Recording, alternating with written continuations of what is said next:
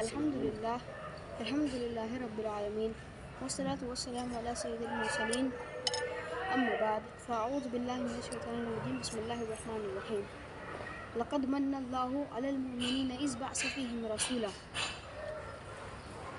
نام محمد سے خوشبو وفا آتی ہے، نام محمد سے خوشبو وفا آتی ہے، ان کے روضے سے امتی امتی کی خدا آتی ہے، ان کے روضے سے امتی امتی کی خدا آتی ہے. اے کاش ہم سب جائیں مدینہ کی گلیوں میں، اے کاش ہم سب جائیں مدینہ کی گلیوں میں کہ سنتے ہیں کہ وہاں جنت سے ہوا آتی ہے. محترم حضرات، ابھی میں نے اس آیت کریمہ کی تلاوت کی ہے. اس آیت کریمہ کے تعلق سے کچھ بیان کرنے سے پہلے میں بہتر اور مناسب ہی نہیں بلکہ ضروری سمجھتا ہوں کہ ہم اور آپ مل کر حضور تاجدار مدینہ جناب محمد صلی اللہ علیہ وسلم کی بارگاہ میں درود شریف پیش کریں. پڑھیے بلند آواز سے اللہم صلی علی سیدنا شفیعنا حبیبنا طبیبنا مولانا محمد مبارک وسلم صلو علیہ صلاۃ وسلام علیک یا رسول اللہ صلی اللہ تعالی علیہ وسلم.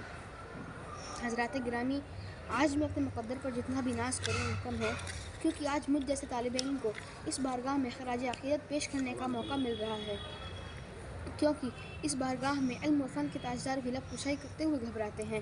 مگر حضرات، یہ سب میرے استاذ محترم کی نوازش اور دعاؤں کا نتیجہ ہے کہ میں آپ حضرات کے سامنے کچھ بولنے کی جرأت کر رہا ہوں. اگر مجھ سے کوئی غلطی ہو جائے تو مجھے معاف کر کے میری کامیابی کے لیے دعا کریں، کیونکہ ابھی میں طفل مکتب ہوں، نہ واعظ ہوں نہ فرزانہ. تمنا دل میں گونجی ہے، سنا دو حق کا فرمانا. ابھی میں نے اس آیت کریمہ کی تلاوت کی ہے. اس آیت کریمہ کا ترجمہ یہ ہے: بے شک اللہ کا بڑا احسان ہوا ہم مسلمانوں پر کہ انہی میں سے ایک رسول بھیجا. قابل قدر بزرگوں اور ساتھیوں، رب تبارک و تعالیٰ کا لاکھ لاکھ شکر و احسان ہے کہ اس نے ہمیں اور آپ کو بے شمار نعمتوں سے مالا مال فرمایا ہے. اس کی کن کن نعمتوں کا تذکرہ کیا جائے، آپ جدھر نگاہ اٹھا کر دیکھیں گے اس کی نعمت کا جلوہ نظر آئے گا. آسمان و زمین اسی کی نعمت، ہوا و پانی اسی کی نعمت، کھانا و دانا اسی کی نعمت، چاند و سورج اسی کی نعمت، زمین و آسمان اسی کی نعمت، جسم و جان اسی کی نعمت، قرآن و ایمان اسی کی نعمت. حضرات، انسانوں کو کیا مجال کہ وہ اللہ تبارک و تعالیٰ کی نعمتوں کو شمار کر سکے. اللہ تبارک و تعالیٰ خود ارشاد فرماتا ہے: وَإِن تَعُدُّوا نِعْمَتَ اللَّهِ لَا تُحْصُوهَا. اور اگر اللہ کی نعمتوں کو گنو تو ان شمار نہ کر سکو گے. مگر پروردگار عالم کا کرم دیکھیے، اس نے ہمیں ان گنت نعمتوں سے مالا مال فرمایا مگر کسی بھی نعمت پر احسان نہیں جتایا. مثلاً عقل و شعور سے نوازا مگر احسان نہیں جتایا، علم و فن سے نوازا مگر احسان نہیں جتایا، آسمان کا شامیانہ لگایا مگر احسان نہیں جتایا، زمین کا فرش بچھایا مگر احسان نہیں جتایا، زمین سے دانہ اگایا مگر احسان نہیں جتایا، سورج کی روشنی سے نوازا مگر احسان نہیں جتایا، قوت کی عظمت سے نوازا مگر احسان نہیں جتایا، مال و دولت کی کثرت سے نوازا مگر احسان نہیں جتایا، عزت و عظمت سے نوازا مگر احسان نہیں جتایا، آنکھوں کو بینائی عطا کی مگر احسان نہیں جتایا، پاؤں میں چلنے کی سکت عطا کی مگر احسان نہیں جتایا. مختصر یہ ہے کہ اللہ تبارک و تعالیٰ نے ہم انسانوں کو وجود بخشا مگر احسان نہیں جتایا. حضرات، یوں ہی اللہ تبارک و تعالیٰ نے ہم مسلمانوں کی ہدایت کے لیے انبیاء کرام کو اس دنیا میں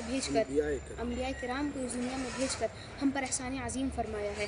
مگر پروردگار عالم نے کہیں یہ نہیں فرمایا کہ اے لوگوں، میں نے آدم کو صفی اللہ بنا کر بھیجا اس لیے تمہارے اوپر احسان کیا، نوح کو نجی اللہ بنا کر بھیجا اس لیے تمہارے اوپر احسان کیا، اسماعیل کو ذبیح اللہ بنا کر بھیجا اس لیے تمہارے اوپر احسان کیا، موسیٰ کو کلیم اللہ بنا کر بھیجا اس لیے تمہارے اوپر احسان کیا، اور میں نے عیسیٰ کو روح اللہ بنا کر بھیجا اس لیے تمہارے اوپر احسان کیا.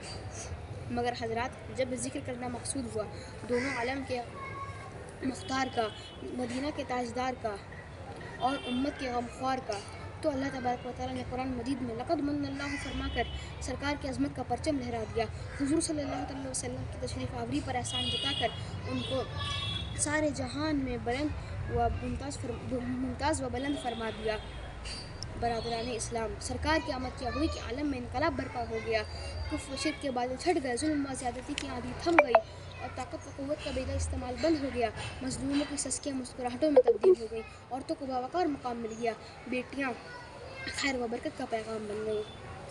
حضرات گرامی، جس رسول کے قدموں نے زروں کو آفتاب اور غلاموں کو امام بنا دیا، بھلا ان کی تعریف و توصیف کون بیان کر سکتا ہے؟ میں کیا اور میرا علم ہی کتنا. خاک ہو جائیں عد و جل کر مگر ہم تو رضا، خاک ہو جائیں عد و جل کر مگر ہم تو رضا، دم میں جب تک دم ہے ذکر ان کا سناتے جائیں گے. محترم سامعین اکرام، محفل ذکر ولادت کی فضیلتوں سے دینی کتابیں بھری ہوئی ہیں. ان کی تاریخ، ان کی تفصیلات سے واقفیت کے لیے علماء کرام سے رابطہ کریں. میں تو بس اتنا ہی کہہ کر اپنی گفتگو ختم کر رہا ہوں کہ ایسی محفلوں پر رحمت خداوندی کی برسات ہوتی ہے، اور جو لوگ اس میں شریک ہوتے ہیں ان کی دینی اور دنیاوی مصیبتیں دور ہوتی ہیں، اور انہیں دونوں جہان میں امن و عافیت اور سکون و راحت میں نصیب ہوتا ہے۔ پروردگار عالم ہمیں اور آپ کو ہمارے محبوب کے ثناخانوں میں داخل فرما کر دارین کی سعادتوں سے مالا مال فرمائے، آمین ثم آمین۔ وآخر دعوانا الحمد للہ رب العالمین۔ السلام علیکم ورحمۃ اللہ وبرکاتہ۔